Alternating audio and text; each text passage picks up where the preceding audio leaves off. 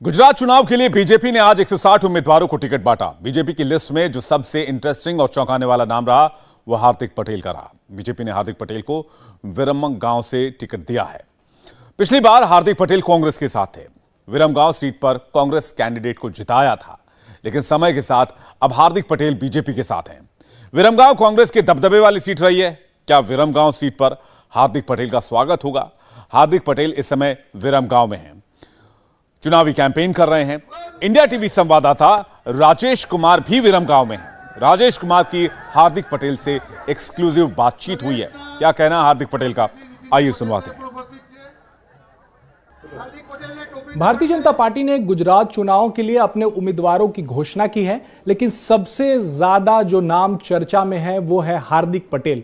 विरमगांव seat से हार्दिक पटेल को Bharatiya Janata party ने अपना उम्मीदवार बनाया है। हार्दिक पटेल इस वक्त हमारे साथ हैं, उनसे जानते हैं भारतीय जनता पार्टी ने जो वादा किया आपसे वो निभाया? मैंने कोई ऐसा वादा लिया ही नहीं जो निभाना पड़े।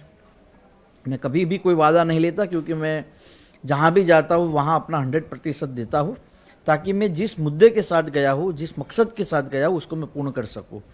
चाहे सामाजिक मुद्दा हो, तब भी मेरा मकसद साफ था कि जनहित और समाज हित में कुछ काम हो। आज जब राजनीतिक पार्टी में आया हूँ, तब भी मेरा मुद्दा साफ है कि जनहित का और समाज हित का काम हो।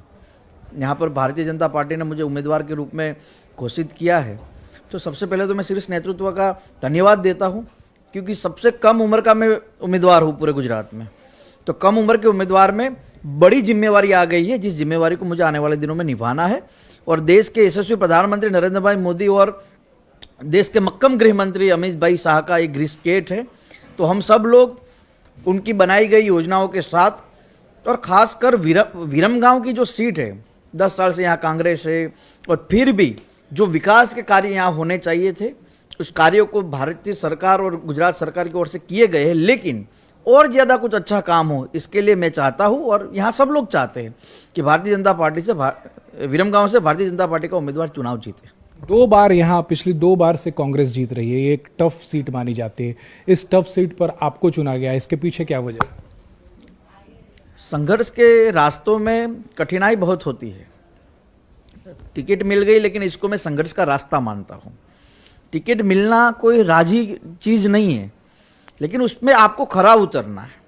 और ये 10 साल से जो कांग्रेस यहाँ से चुनाव जीतती है, लेकिन मुझे भरोसा है कि मैं मेहनत करूँगा, लोगों का विश्वास जीतूंगा, और निश्चित रूप से जब 8 तारीख को हम मिलेंगे अहमदाबाद में, तो यहाँ से भारतीय जनता पार्टी का कमल गांधीनगर जाएगा। क्योंकि पिछले 4 महीने से लगातार लोगों के बीच जाता हूँ, लोगों से बातचीत करता हूँ।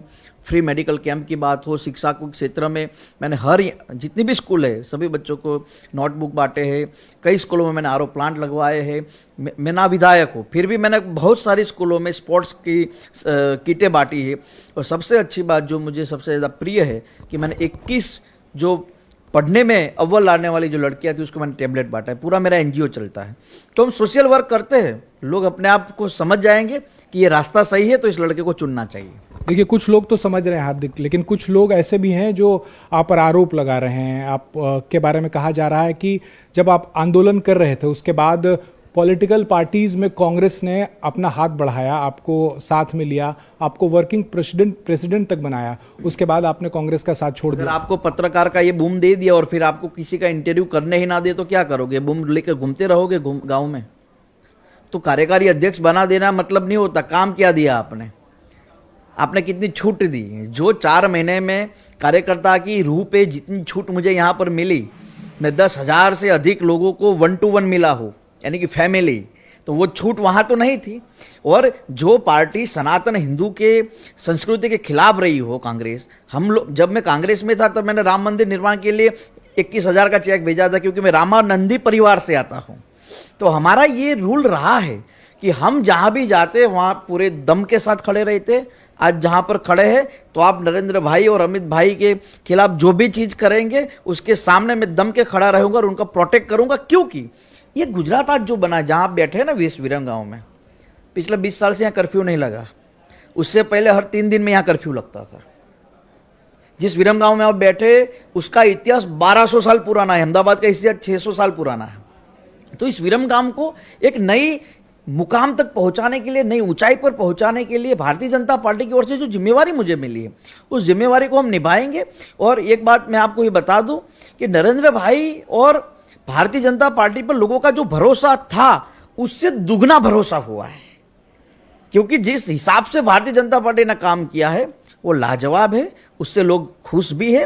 और आप देखिएगा जब रिजल्ट मिलेगा तो 150 से अधिक सीटों के साथ प्रचंड बहुमत के साथ विजय प्राप्त करेंगे। दो बातें आपने कही कि कांग्रेस में आपको काम करने की छूट नहीं थी और कांग्रेस जो थी वो सनातन विरोधी, हिंदू विरोधी है, क्यों ऐसा कह रहे हैं? राम मंदिर का जब फैसला लिया गया तो कांग्रेस को खुल के उसका समर्थन करना चाहिए था, क्यों नहीं किया? 370 की धारा जब हटाई गई कश्मीर से, हम सब जानते हैं कि कश्मीर में कितने लोगों की कत्लेआम हुई है। मैं उस टाइम कांग्रेस में था जब कश्मीर का 370 का धारा हटाई गई। मैंने अपने ट्विटर पे लिखा था भारत एक है, नक्शा एक था। तो हमें जो हकीकत है उसका तो समर्थन करना चाहिए। राजनीतिक विचारधारा अलग अलग हो सकती है, लेकिन जो हकीकत है उससे छिप नहीं सकते आप। क्या आप करना चाहते थे कांग्रेस में जो करने नहीं दिया गया? लोगों के साथ जाना चाहिए, लोगों की बात सुननी चाहिए, उनकी जो तकलीफ है उसका समाधान करना चाहिए। क्या वादे उन्होंने किए थे, क्या सपने उन्होंने दिखाए थे जो फिर आके आपको जब यहाँ आए तो लगा कि वो पूरे नहीं हो सकते हैं कांग्रेस में? कुछ भी नहीं हुआ। जैसे कि लगातार स्टेट के बड़े उद्योगपतियों के खिलाफ बातचीत करते थे, लगातार अदानी अंबानी के खिलाफ बातचीत करते थे। एक राजनीति में एक चीज होती है जो आपको लगातार नहीं करनी चाहिए। हमारे गुजरात के लोग उनको आइडल मानते हैं, एज ए बिलियनर। यहाँ का नौजवान मानता है कि मुझे भी बिलियनर बनना है। आप लगातार नरेंद्र भाई मोदी और अमित शाह को गाली देते हैं, क्यों? क्योंकि वो गुजराती है। ये जो गुजराती विरोधी जो मानसिकता है कांग्रेस की, उसके खिलाफ हम सब लोग एकजुट हुए हैं। और चाहे स्टेट में कुछ भी हो, एक लड़ाई क्लियर है कि भारतीय जनता पार्टी पर भरोसा होगा, भारतीय जनता पार्टी के साथ खड़े रहेंगे और ये सरकार भी भारतीय जनता पार्टी की बनाएगी। भारत जोड़ो आंदोलन चला रहे हैं राहुल गांधी, भारी भीड़ आ रही है, ऐसा कांग्रेस का दावा हो रहा है वहां पे कि भारी भीड़ आ रही है। गुजरात में भी उसका असर पड़ना। जिस कांग्रेस के पास विजन ही नहीं है, चुनाव गुजरात में और भारत जोड़ो यात्रा साउथ में चल रही है। विजन नहीं है, इसीलिए तो कोई उनके साथ नहीं रह रहा। कुछ लोग 2 साल में समझ गए, कुछ लोग 40 साल में समझ पाए, कुछ लोग 50 साल में समझ पाए, इसलिए लोग कांग्रेस छोड़ रहे। कांग्रेस का फ्यूचर ना गुजरात में है और ना देश में है। आपको अपना भविष्य और भारतीय जनता पार्टी का गुजरात में जो नेता है उनका भविष्य? व्यक्तिगत भविष्य की अलग चीज़ है, लेकिन विकास का जो भविष्य चल रहा है, हम ये नहीं कहते कि हमने पूरे गुजरात को विकास की दृष्टि से बेहतर बना दिया। हम मानते कि 90% काम हुआ है, 10% और करना है, लेकिन उसके लिए भी भारतीय जनता पार्टी ही कर सकती है। इन लोगों के पास कुछ विजन नहीं। आज आप देखिए कि महंगाई की तकलीफें थी, एलपीजी सिलेंडर हमारे यहाँ सब्सिडी पे मिलता है, हमारी सरकार ने कहा कि 2 सिलेंडर फ्री देंगे। जब पेट्रोल और डीजल की बात आती थी, पूरे विश्व में महंगाई है, सिर्फ हिंदुस्तान में नहीं है, सिर्फ गुजरात में नहीं है, पूरे विश्व में स्थिति है। तो इस स्थिति में भी नरेंद्र भाई ने यह कहा कि ऐसा प्रयास किया जाए कि सरकार को थोड़ा भार रहे तो ठीक है, चलो रहने दीजिए, लेकिन जनता पे वो भार नहीं आना चाहिए। लगातार वो प्रयास भारतीय जनता पार्टी की ओर से होते हैं।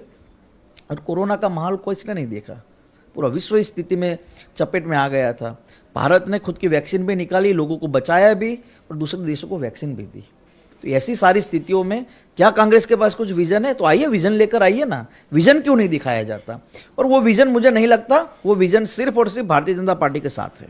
2 कानूनों की बात ऐसी की गई चुनाव से ठीक पहले, जिस पर भारतीय जनता पार्टी पर आरोप लगने लगे कि समाज को बांटने या चुनावी फायदे के लिए वो कर रहे हैं। एक तो यूनिफॉर्म सिविल कोड के लिए कमेटी गठित और उसके बाद कहा गया कि जैसे सरकार बनेगी तो इसे लागू करने की कोशिश की जाएगी।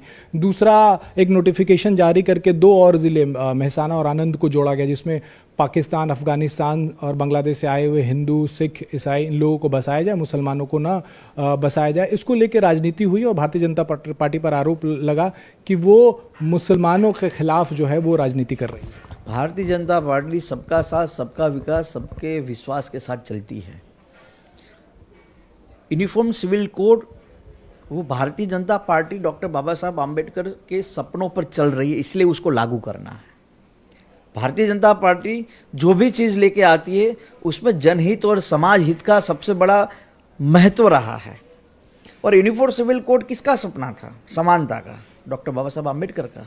उस सपने को अगर हम पूरा करने जा रहे हैं तो कांग्रेस को क्या दिक्कत है? विपक्षी पार्टियों को क्या दिक्कत है? और ये स्थिति समयांतर बदल रही है। बात रही आपने मेहसाना की कही, देखिए हम किसी के खिलाफ नहीं रहे, लेकिन हम ये चाहते हैं कि हमारे स्टेट के लोग हैं, हमारे ही संस्कृति के साथ जुड़े हुए लोग हैं जो कहीं बाहर है, जिनको तकलीफ और यहाँ रहते हैं, तो इनको नागरिकता देनी चाहिए और उस मामले में हम आगे बढ़ेंगे। प्रधानमंत्री लगातार रैलियां कर रहे हैं, यहाँ रैली भी कर रहे हैं और चुनाव घोषणा होने से पहले भी मेहनत करते नजर आ रहे हैं। राहुल गांधी जो है वो साउथ में भारत जोड़ो यात्रा करते हुए नजर आ रहे हैं। अरविंद केजरीवाल भी यहाँ नजर आ रहे हैं। किसका इम्पैक्ट आपको लगता है कि ज़्यादा होने वाला है और क्यों? देखिए, बहुत ही सिंपल चीज़ ये है कि गुजरात का बेटा, इस देश की कर्म भूमि से जुड़ा हुआ वो व्यक्ति सिर्फ और सिर्फ लोगों की चिंता करता है। इसीलिए पिछले 25 सालों से गुजरात की जनता ने नरेंद्र मोदी और भारतीय जनता पार्टी को पसंद किया है। जिसके पास विजन रहा है इस देश की हिंदू संस्कृति को बचाने का, इस देश को विश्व गुरु बनाने का, गुजरात मॉडल को सिर्फ भारत में नहीं लेकिन विश्व के कोने कोने तक पहुंचाने का, उसका सारा श्रेय अगर किसी को जाता है तो देश के यशस्वी प्रधानमंत्री नरेंद्र भाई मोदी जी के साथ जाता है। अगर आप गुजरात के किसी भी कोने में जाए और कहिए कि भाई नरेंद्र भाई ने गुजरात को कैसे बदला, तो कहेंगे कि 2000 की साल के बाद, सन 2000 के बाद जो परिस्थिति गुजरात में थी, उस परिस्थितियों में पूरा बदलाव आ गया है। और नरेंद्र भाई ये नहीं कहते कि सारा काम मैंने किया, वो कहते कि ये गुजरात हमने बनाया है। और इसीलिए गुजरात में अभी नारा चल रहा है कि ये गुजरात मैंने बनाया है। तो नरेंद्र भाई का जो ये गुजरात के प्रति जो प्रेम है, और जब प्रेम को देखा जाता है तो गुजरात भी देखता है कि अपना आदमी वहाँ बैठा है तो उसके साथ खड़ा रहना है। और जब गुजराती ये सोचता है तो यूपी वाले भी सोचते हैं कि भाई मजबूत आदमी है, इसको प्रधानमंत्री के रूप में देखना चाहिए। फिर सारे स्टेट देखते हैं, तो उसी से तो भारत एक होता है। आम आदमी पार्टी और कांग्रेस को कहाँ देखते हैं इन चुनावों में आप? कांग्रेस के शीर्ष नेता अभी तक नजर नहीं आ रहे हैं। केजरीवाल लगातार यहाँ पे घूम रहे हैं, अब फ्री बिजली पानी देने का वादा कर रहे हैं। पंजाब में और दिल्ली में इसी वादे पर उन्होंने सरकार बना ली। यहाँ फ्री की चीज़ नहीं चलेगी, क्योंकि हम लोग बिजली भी किसी को देते हैं, हम खुद सोलर पैनल के माध्यम से। एक ज़माना था कि रात को ऐसे लाइट वाइट कुछ नहीं थी, मीणबत्ती के सहारे लोग पढ़ाई करते थे। लेकिन आज यही गुजरात दूसरे स्टेटों को बिजली देता है। समय बदल गया है। जो पहिया था ना समय का, वो उल्टा हो गया है। और वो उल्टा इसलिए क्योंकि यहाँ हर एक घर में वो प्रतिभा है जो अपने आप को प्रूव कर रही है। हमें कहाँ फ्री की जरूरत है। और चुनाव में भारतीय जनता पार्टी के सामने भारतीय जनता पार्टी की ही हरीफाई है। कैसे? तो कि हमने इतने साल विकास का काम किया है, और भी ज़्यादा विकास का काम करना है, वो हमारी हरीफाई है, वो हमारी कंपटीशन है। आम आदमी पार्टी और कांग्रेस तो आपस में लड़ रही है, लड़ने दो ना, उसको क्या हमें दिक्कत है। 150 से अधिक सीट आएगी, प्रचंड बहुमत मिलेगा, और फिर एक बार ये कहा जाएगा कि एंटी इनकम्बेंसी गुजरात में नहीं है। इंडिया टीवी हर वक्त हर जगह डाउनलोड करने के लिए सर्च करें India TV news Google play store या ऐप स्टोर पर।